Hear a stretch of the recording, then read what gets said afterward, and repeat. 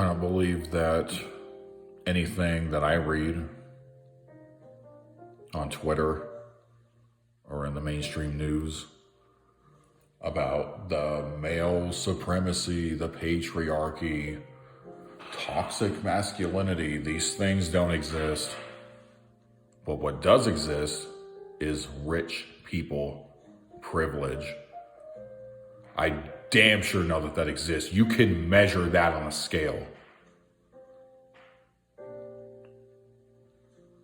And let me give you an example. I'm sitting here, right? And because my boss fucked up, I'm here working 40 minutes past the time when I'm supposed to go home right now. It's 2:04 a.m. I'm supposed to be going home. But they sent me to the wrong location because they were the ones that fucked up my schedule, but I have to pay for it. I get punished for that. We all know where this is going. I'm going to quit the job. But anyways, I'm a security... let me back up. I did not just say that. I'm a courtesy patrol guard. And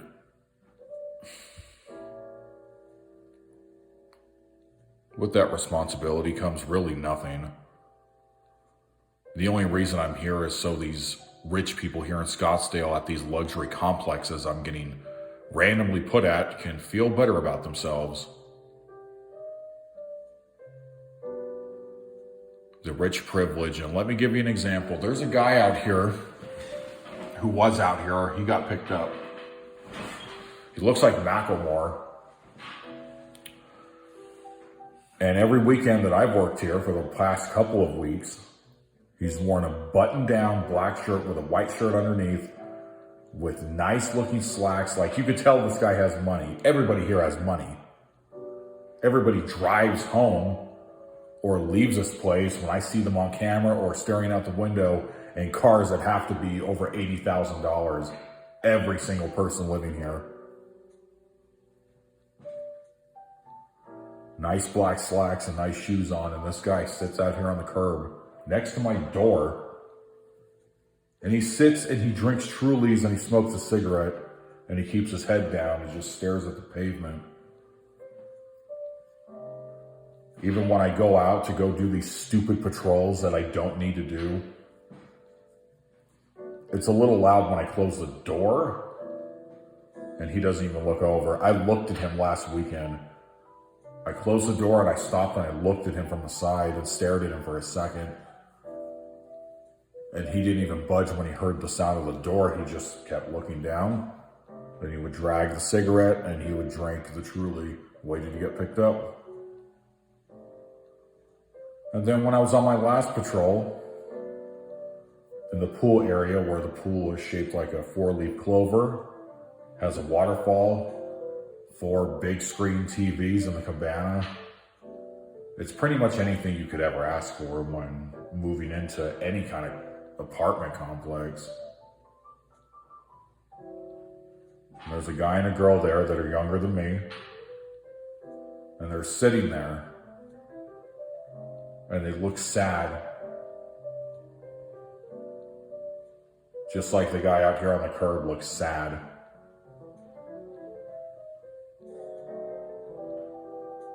And I was thinking to myself, when looking at them on my patrol, what on God's green earth do you have to be sad about? You live at a place that has a minimum of a $3,000 rent payment for a small 1-bedroom here.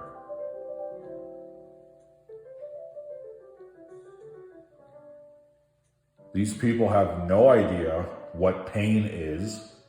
They have no idea what struggle is. These people, I've already been dealing with them off and on. It's either they're really nice or they tolerate you. They tolerate your existence.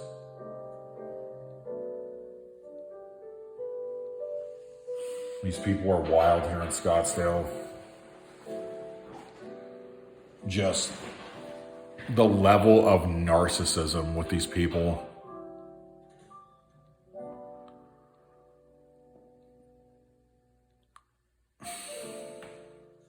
And I was sitting here at the window looking at this guy sitting on the curb drinking his Trulies, and he had a six-pack next to him as he was toking on a cigarette. And I was just sitting here thinking, what the hell do you have to be depressed about? You have no reason to be sad. Every single person that is living in this complex should be on their knees rejoicing to God that they have been blessed to the point where they are able to live here. In the middle of nowhere, in the desert, with a view and everything. But these people are sad. When I drank, when I was an alcoholic, there were a plethora of reasons.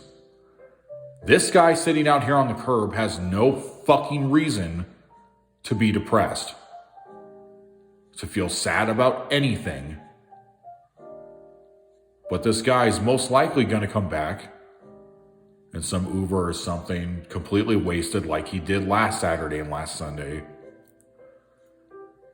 And then if he runs into something or breaks something or falls into something, I may have to go call for an ambulance, and then I have to sit here and I got to write a report because this guy is spoiled.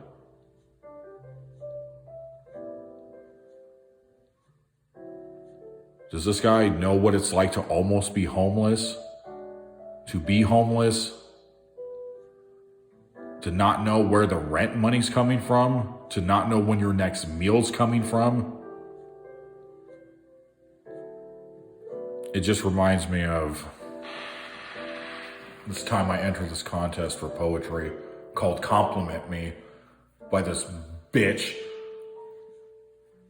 that had an avatar and a profile of some anime slore. And it was a bunch of people that entered this contest where she had maybe 6 poems on her profile called Compliment Me. Read one of my poems and then write a poem about how much you loved it and compliment my writing style. My poem got kicked out of the tournament. I don't even think they read it. Someone read it, actually. Someone who worked at the website and told me to be quote unquote more nice. Because my poem, which was probably the best one in the whole tournament, it was just me in a poetic prose saying, who the fuck are you? Like, did you starve for your art? I wrote because I didn't have any other options. Most people write because they find it fun and something fun to do when they want to save money and they don't know what else to do with their time, so they find it like, oh, it's a fun hobby to do maybe on a Saturday night, you know, if I don't have plans. When I wrote, it was to keep myself out of prison or out of a very tough, extreme circumstance, or to keep the suicidal thoughts at bay, or to make me feel better about how this date didn't go well again, or how I'm going to be eating rice and beans, or I'm going to be eating Denison's chili again for dinner with a cup of 50-cent fucking prison coffee. I'm writing these poems because I know I'm going to get fired from this job, which would end up happening anyways. This is why these poems and these books that I wrote came out the way they did. I didn't have a chance. I had a rich father who bailed me out a lot, me and my brother, in the past. But can any of these people, this guy sitting out here on the curb, drinking his fucking Trulies, like, oh, I'm so sad, like, Or that guy that's sitting at the cabana right now. Did you have to experience living in a drug house when you were 20 years old? Where you were walking around looking for change on the street so you could go to McDonald's to get something off the dollar menu, then come home and then go to sleep at night with a bucket next to your head because you were so sick from anxiety? And then every time you went to sleep, you had one of your hands under the pillow holding a kitchen knife? No, I don't think so.